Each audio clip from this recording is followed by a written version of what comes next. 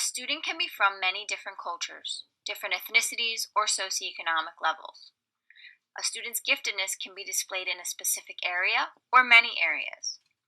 Because of this, it is important when identifying students for gifted programs and services that we select and use formal and informal assessments to minimize bias. Giftedness should not be determined by one test, and there should be many opportunities for students to show their talents. Examples of identification tools include individual intelligence and achievement tests such as the Stanford Binet, the Wechsler Intelligence Scale for Children, and the Naglieri Nonverbal Ability Test. The Naglieri Nonverbal Ability Test is great for eliminating barriers for low-income, linguistically, and culturally diverse students. Other examples include checklists, inventory forms, nomination forms, grades, standardized tests, observations by the teachers, rating scales, portfolios of student work, and case studies.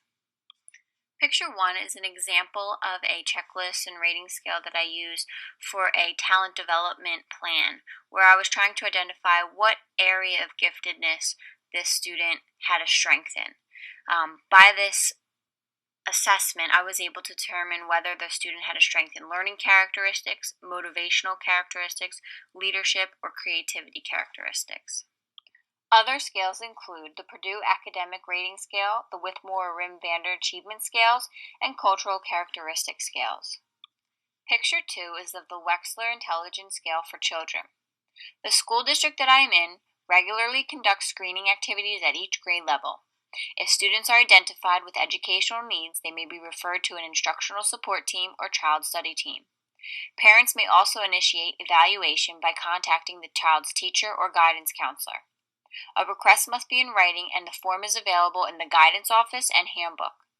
In order to be enrolled in the ATP program, which is the Academically Talented Program in the school district, all students are required to pass the Wechsler Intelligence Scale for Children, and their score must be above 125. In order to ensure that all areas of the students are used in consideration, the school district uses the RAT, the Remote Associate Test, and checklist to determine students' eligibility for the class. Picture 3 is an example of student portfolios, where students keep academic and creative work that show their progress and growth throughout the year. Collaboration with families and colleagues is important when identification and learning progress decisions need to be made. Below is the website provided by the school regarding gifted education. As you can see, it gives a very small description about the program available, the staff in the program, and 2 websites for families to review. The 2 resources help parents understand gifted education in Pennsylvania and the rights gifted students have. From the beginning, educators and parents work together because testing and program acceptance cannot occur without the parents' consent. Educators communicate constantly and interpret assessment information to the students with gifts and talents and their parents and guardians. In the school, the educators and colleagues use the assessment information to develop a profile of strengths and weaknesses of each student with gifts and talents so they can better plan the appropriate intervention. When working and teaching students with different talents, abilities, and learning styles, educators not only need to differentiate instruction, but also differentiate assessment. Differentiated assessments allow students to demonstrate what they know and what they're able to do using their strengths. For example, Picture 1 is a menu board where students are able to choose the type of product they would like to create in order to show the teacher what they know about landforms.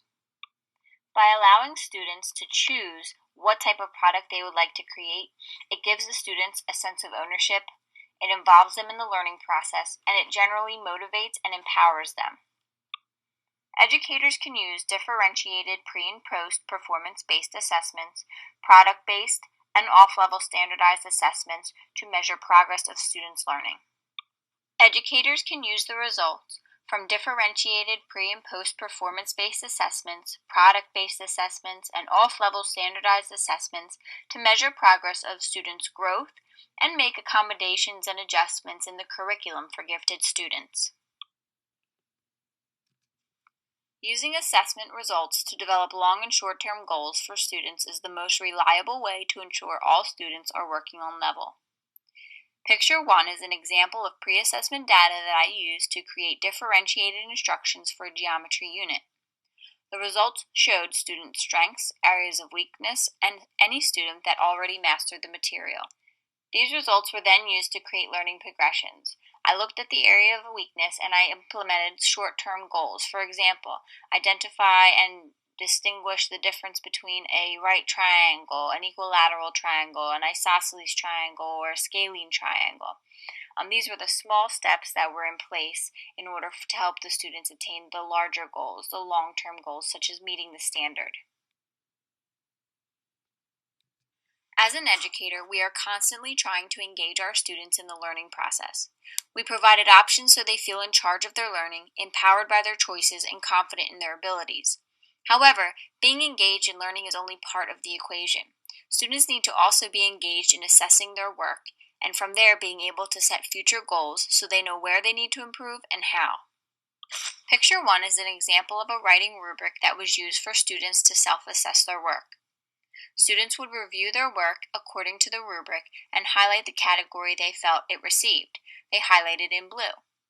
Then the teacher reviewed the work and highlighted it in yellow. If the student and the teacher agreed, the work would show up in green. After receiving feedback on their work, students were then able to decide their new writing goal for their next writing piece. In picture 2, you can see that students put a clothespin with their name on the topic they wish to focus on next. In picture 3, students also write out their goals using the SMART guide to create reasonable and attainable goals.